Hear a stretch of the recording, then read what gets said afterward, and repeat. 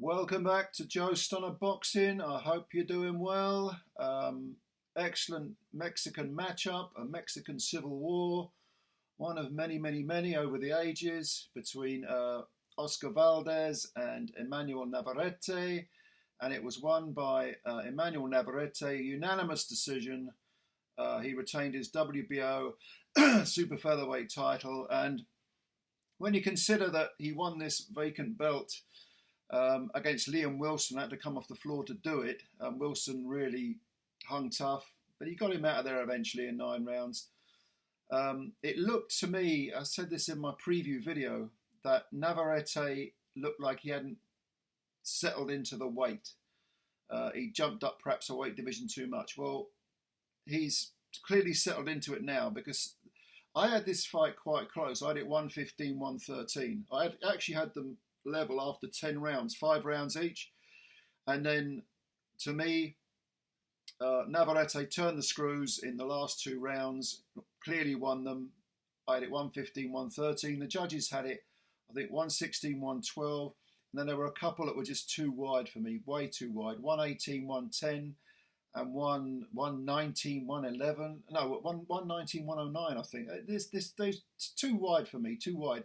Because it doesn't take into account the excellent counters and the pot shotting and of Valdez, and he didn't do enough of it, Valdez, but I was still giving him rounds, on quality of work. There were some swing rounds, maybe you could make it wider than I had it for Navarrete, but it was always going to be a fight where Navarrete was going to come straight at Valdez, fire, punches like an avalanche of punches. He always does this. He always looks to outwork the opponent and to just fluster him and put constant pressure on him. And so it proved with Valdez. From the opening second, Navarrete was on Valdez. I think it was a jab, maybe, of all things, because he does jab, but he normally, if you see a jab coming from Navarrete, there's going to be 3 or 4 punches behind it. And in the first round, I definitely thought Navarrete won the first round. Valdez trying to settle into his rhythm. They're both orthodox fighters. Valdez was, the industry of Navarrete against the more refined, technically better Valdez, looking for counters, looking for pot shots, looking to put his own brand of pressure on the opponent. But to be honest with you, he was in complete counter-punching mode for most of this fight, Valdez. Navarrete, in the second round, though, I have to say, Valdez was beginning to land some very, very accurate counters, some very good individual punches. He wasn't firing a lot of combinations. That was down to Navarrete. But Navarrete looked to me like he was constantly trying to outwork Valdez. After four rounds, I think I had it 3-1 to Navarrete.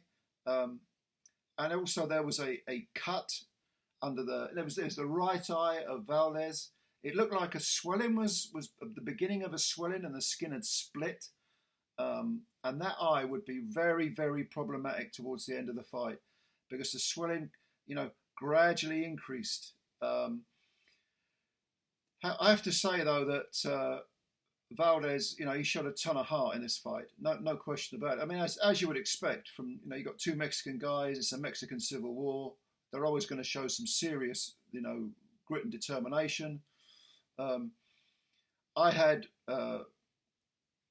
actually early on, I think probably just after the cut appeared over Valdez's eye, Navarrete appeared to injure his hand. That was maybe a round or 2 later, his right hand. So as a result, you had Navarrete with, an injured right hand, and you had Valdez with an injured right eye. And it was a question of, which injury was going to play the biggest part in favouring the opponent. And to be honest with you, Navarrete, there were rounds where he just wasn't throwing that right hand. There were rounds where he was firing lots of punches and missing with all of them. But to be honest, Valdez wasn't really countering as consistently as he could have been, as he perhaps should have been. He wasn't firing enough punches back. He wasn't taking advantage of. He was making the guy miss, but he wasn't making Navarrete pay. I thought that Navarrete, he sort of, I don't know how badly the hand was injured, but he was still smiling between rounds. And even though he wasn't throwing the right hand with maximum power, he was nevertheless, he was sort of using it as a rangefinder, and he was throwing it to sort of, just to sort of make Valdez aware that he was still there. He was throwing the right hand softly, but at the same time, it was a case of Valdez having to nevertheless be wary, because he wasn't throwing individual right hands. He never throws individual punches, Navarrete. So that injured right hand didn't play too big a part. A few of the middle rounds perhaps. It's almost like he was pacing himself, like he was saving it. And as the fight reached its conclusion and reached the championship rounds, Navarrete then seemed to think, well, I'll let my right hand go. No problem. I'll let both hands go, and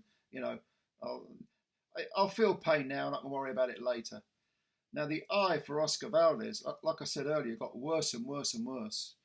And after 10 rounds, I had this even. Like I say, there were a couple of swing rounds. So if you had Navarrete ahead, 6-4 or whatever, that's fine by me. But to me, Navarrete won this fight in the last 2 rounds. And he won it because OSCAR VALDEZ, the eye was clearly playing a major part. It was a major hindrance. And he looked in actual pain, Valdez, with the eye. By the 11th round, it was virtually just a slit. In the 12th round, it was shut tight. And he couldn't really do anything, Valdez. It looked to me like he just wanted to get through the 12 rounds.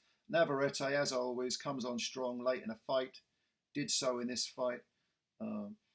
Closed the show excellently. And, like I say, retained his WBO super featherweight title. So the guy with the sort of rampaging style, the guy who's got the ability to just, keep going. His engine's incredible, Navarrete. He outworked the more refined, the better shaped, if you like, OSCAR VALDEZ. And Valdez, to me, he's never quite looked the same since that Burchell fight. That incredible fight with that brilliant knockout.